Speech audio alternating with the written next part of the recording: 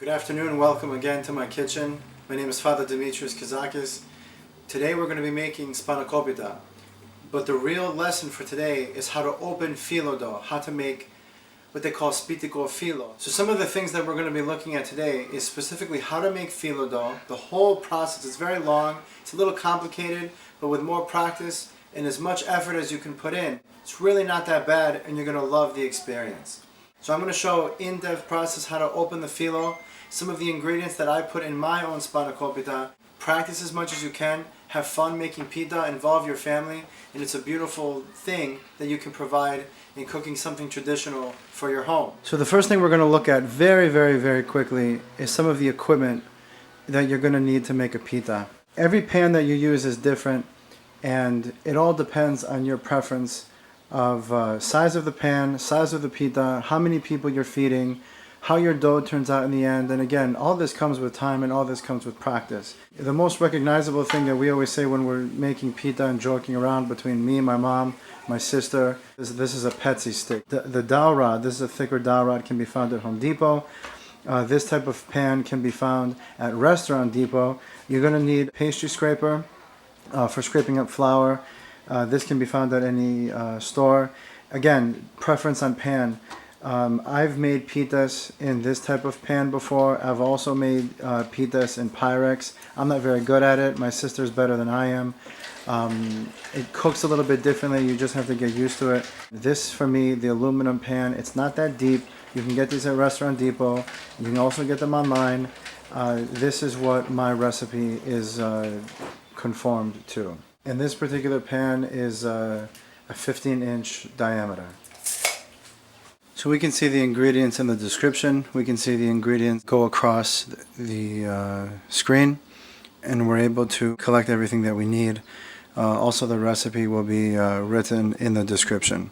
So before you start anything, the first thing that you're going to want to do is start to defrost your spinach. Just use the frozen spinach. It's a little bit faster, it's a little bit easier, and you're going to want to defrost it first. The fastest way to defrost frozen spinach is to just put it in a colander, put it under hot water, and basically melt it as fast as possible.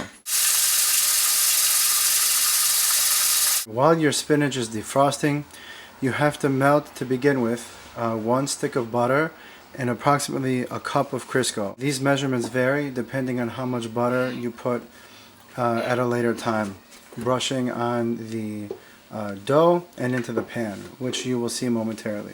But just to get started, start with 1 stick of butter and a cup of Crisco. We're going to start making the dough. I'm using a KitchenAid Professional 600. You don't need to do this by machine, but it's the fastest and most consistent way.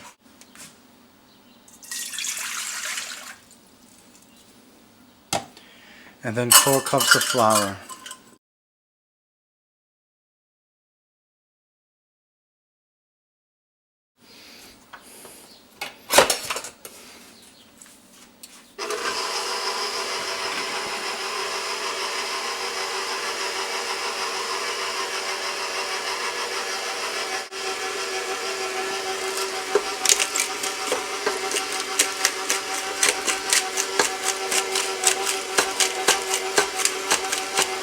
Quarter teaspoon.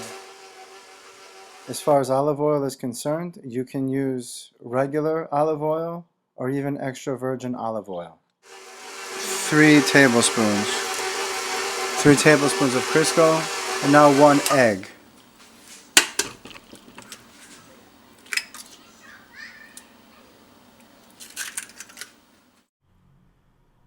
At this point, while mixing the dough, you're going to see whether or not you need to add more flour. And if you're using a machine, you can change the speed depending on how you want your dough. At this point, I added almost another cup of flour to soak up the moisture in the dough. And you can see what you're going to need while you start mixing. Take the bowl out. Don't worry about the interior of the bowl, because we're going to use the bowl for mixing the ingredients like the spinach and the cheeses. So just leave it there and it can stay dirty.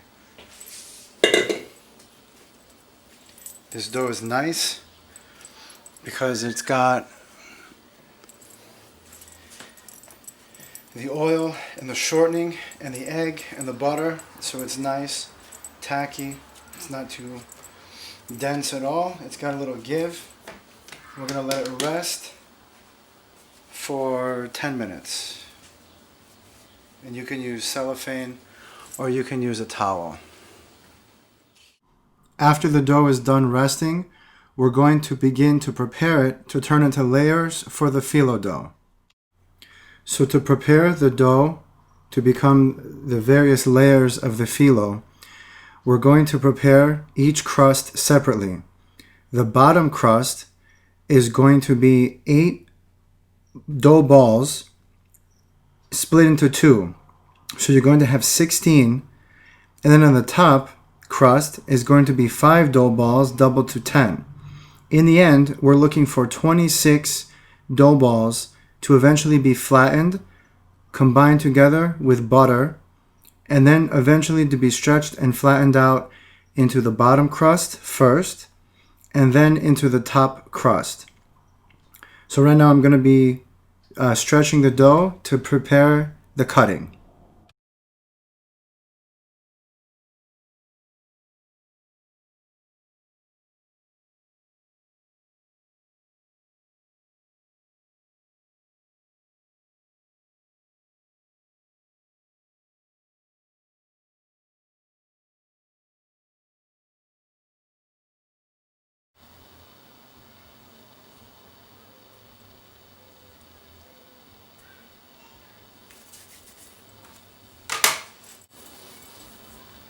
While you're doing the balls, you're going to cup your hand just like this, and you're going to let the dough lightly be pressed, not too hard, between your hand and the counter.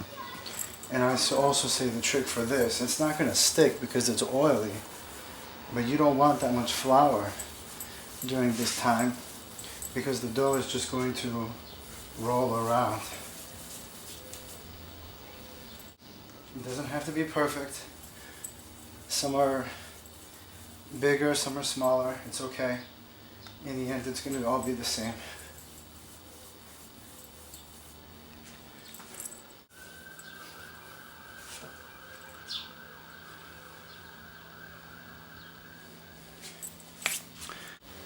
So the top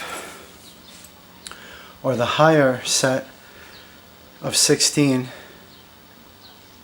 is for the bottom of the pita, and the 10, the lower ones, are for the top.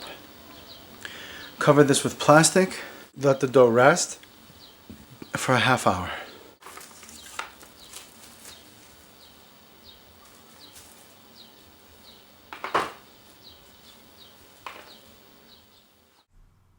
So now the dough balls have been resting for about a half hour, and we're going to begin to flatten each one individually, not too much, just enough to put a layer of butter and to put the next flattened dough ball on top. So right now I'm working on the bottom crust, so it's going to be the 8 balls and then combined with the others, so we're going to have a total of 16. I'm eventually going to have to get a bigger plate because this plate isn't big enough, but when we were rolling the balls, we didn't need any flour. Now you do, because we're going to be using the stick to flatten them, again, just a little bit, and you don't want anything sticking to the plate or to the stick itself. So there's enough butter to cover the whole surface area of the dough, and then you're going to place the next flattened piece of dough on top, just like that. They don't have to be perfect. This is just enough to get a nice layer of butter. This is going to turn into the nice flaky filo dough itself, so don't be afraid to use butter. After this, you're going to see momentarily that the plate with all the dough on top is going to go into the fridge so that the butter can cool. So when we're actually ready to open, we don't have any sticking. So now that I got a larger plate, you can see that I'm flattening the pieces and preparing them to be frozen, as we said earlier as well. And then we're going to be moving on to the next crust. So this is now the preparations for the top crust, and you're going to do it the exact same way. Make sure there's flour on the plate so that there's no sticking to the plate itself, and then put enough butter to make a nice layer between each of the balls, and then freeze for 20 to 30 minutes so that everything is nice and congealed. So this is now the second set of opening the layers.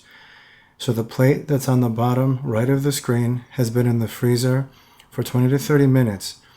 And this step is opening each of these pieces to approximately the size of a plate. Once the butter has been cooled, the dough is easier to work with and you won't be presented with a mess. So we're looking for each round piece of dough to be the size of a plate, and I'm going to show you momentarily how to plate these layers of prepared filo to be again buttered and to be frozen for a second time. And something to consider too, when we're working with dough and we're rolling out the dough with a stick or with a rolling pin, you don't want to press down too hard. There has to be enough flour, and you want there to be some give between the dough and the stick itself. So this is the last time we're going to butter the dough prior to it being cooled, and this is going to be in the freezer again. I prefer the freezer because it works a little bit faster. It cools down quicker. You don't have to wait in between each time for dough to cool in the fridge. If you put it in the freezer for 20 minutes, it's going to be good. So flour on the plate, and then the bottom piece of dough right there has enough butter over all the surface area. I should have stretched that one out a little bit more, but that's okay. These next ones are going to be pretty big. So don't be afraid to stretch the dough. Not too much, just enough to cover the edge of the previous piece of dough. Try to go as close to the edge of the plate as you can. At this time again too, don't forget the butter has to be warm. There might be a couple tablespoons still of Crisco mixed with the butter. It can add flavor, and it certainly adds for the component of the butter being able to add more flavor as well. And don't forget that the last layer, or the top layer, is not buttered, and it doesn't necessarily have to be floured. If we were freezing this dough to save it for another day, you would put flour on it, and you could cover it with cellophane wrap and put it in the freezer for a couple weeks. Sometimes I do that so that you're not dirtying your kitchen with flour and dough every week if you want to make a Spanakopita. So that way you can make your dough in advance and then you freeze it at that point. So that was the bottom crust that was prepared on the larger plate, and it's going into the freezer to cool so that it's ready to go after we're done with this top layer. You're going to do the exact same thing. We're opening up the combined pieces. We're making one plate-sized piece to eventually be buttered and to be plated and to be frozen. And after this next step, the current bottom crust that is in the freezer will be ready to be worked with. I probably had to reheat the butter in the Crisco because it was getting a little solidified if it starts to cool too much. But now it's ready to go, and we can continue these layers. There's going to be 5 layers for the top crust. This one really is the most important, the top crust. You want there to be enough butter. You want it to be as thin as possible, and it's going to be a lot more flaky. The final dough sheet does not need to get buttered. We said that earlier. Unless we were making the dough in advance and putting cellophane on it to put flour on the top layer, but in this case we don't need it because we're going to be making it fresh. So this is the preparation for the filling. You can see the recipe and the directions on the screen and in the description.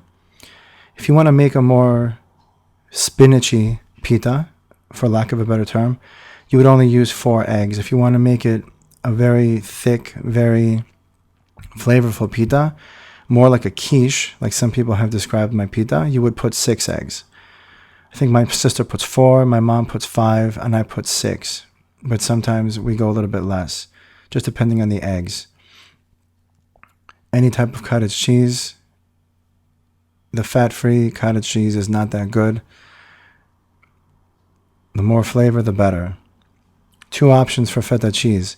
You can either mix in feta cheese at this time to mix it with the filling, or like I like to do, when you spread out the spinach and the eggs over the crust, you do the last layer with just feta.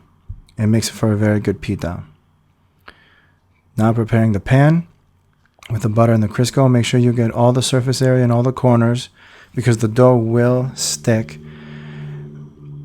You're going to see while you're baking the pita that the dough is going to bubble up a little bit, so you have to poke it. You'll see that at the end, but if you poke through the bottom layer, the eggs and the cheese will go onto the pan, so you want it to be buttered and oiled as best as you can.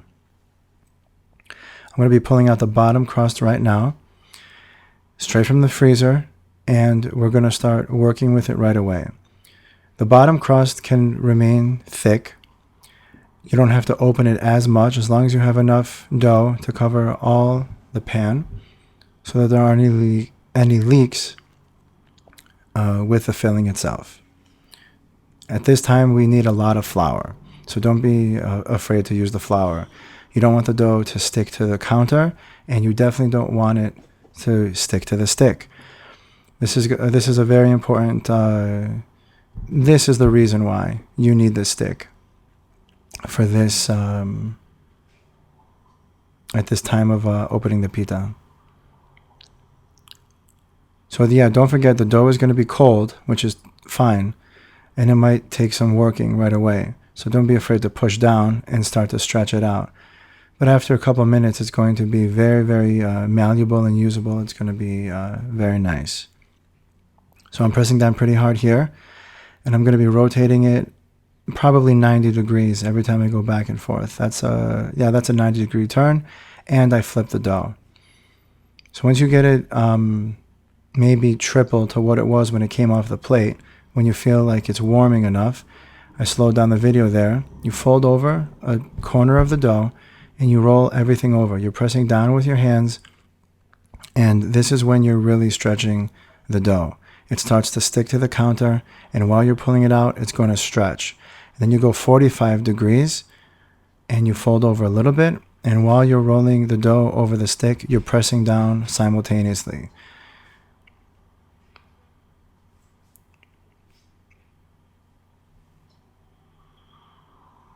.45-degree turn, fold up, and roll. I think I do that 4 or 5 times. Again, depending on the size of the dough that you want, going into the corresponding pan. And you're going to see at the end that this particular piece of dough, this last roll, I don't think I needed it. Maybe I just did it for good measure. I'm not sure why I needed it, but you can see the dough stretching. It's way too big for the bottom crust. But now we know. Oh, I did another one. I didn't need this one. I don't know why I did that one. But that's okay. Look at how beautiful that dough is. So we're going to stretch it out, roll it flat, and then bring over the pan to see. Do I do another one? Oh my gosh, I was probably really happy with this dough. So I actually did another opening, which was totally not necessary. Now when you see the corners start to curl in like that, it's too thin. But again, for the bottom crust, you're fine. This is really nice dough. I'm going to show you the pan size, way too big. We definitely didn't need it that big. All right, and eventually you're going to have to cut away some. Okay, so now we're rolling up the dough one last time so that we can evenly place it over the pan. Beautiful. Very nice. Way too big, as you can see, but we can cut away some of the dough and then add it to the top crust. Because if there's anything that you want, is the top crust to be larger than the pan itself. So the dough has been opened over the pan. As you can see, I drizzled some olive oil, which is totally optional, but it adds more flavor. This is the filling of the pita, and it's going to be spread out evenly to make sure that it's not clumpy, to make sure that you go all the way to the end, and it's not overly filled, especially in the middle. Cracked pepper, which is also an option. I wouldn't add extra salt because the feta has enough salt and the cottage cheese has the flavor. The butter also has salt, but I wouldn't salt it. Just put a little pepper for flavor if you like. So move that pita to the side, and now we're going to be opening the top crust, which again, this is the most important. This is the most important element of the pita. So while you're flattening it, you're going to do a 90-degree turn, and you're going to flip it. That way you can keep the dough round. I just did the first curl up. This is the piece that you want to be as thin as possible. And in a moment, you're going to be able to actually see through the dough. You're going to be able to see the gray lines of the counter, which, by the way, CNS Marble, located in Farmingdale, Long Island. A little shout out to the Sedaris family and the beautiful quartz countertop that we have in our kitchen. Thank you to the Sedaris family, and you can see the grains of the quartz through the dough right now. This is exactly what you're looking for. You want it very thin. And it's going to get a little wrinkly. That's okay. You can stretch it by hand. If it rips, it's okay. This is exactly what you want. If you keep on going, though, it's going to get dry, and you don't want to do that. So I'm adding more flour, it looks like, because it was starting to stick to the stick. And we're ready to do the top layer. So there you go. Unroll the dough and go back and forth to get those nice layers and wrinkles. There's plenty of crust on the bottom, and I'm gonna show you how to combine the two crusts together and wrap them. If you have enough dough like this, you might even be able to throw it back into the top dough and roll it in, which is what I should have done. You're going to use your left hand and right hand simultaneously, and you're going to pinch the two crusts together and tuck. You're going to go around twice. So this first one is just to seal them together, tuck them underneath, making sure that the area where they're combined is not folded over, so that it's going to be thick enough. You don't want it to get too thick. So this is just the first go around. And then the second time around is going to be a lot more fancy. It's going to be a little bit tighter, and it's going to be a little bit more decorative.